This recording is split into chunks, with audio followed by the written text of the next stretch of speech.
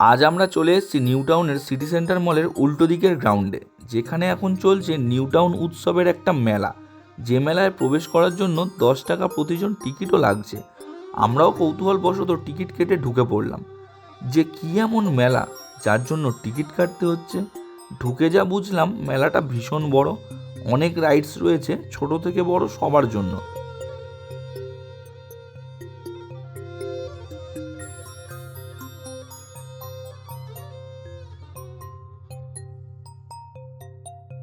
রয়েছে বিভিন্ন খাবারের দোকান, তার সাথে রয়েছে অন্যান্য রাজ্যের হস্তশিল্পের বিভিন্ন সব দোকান। রয়েছে আরও অনেক আকর্ষণীয় জিনিস,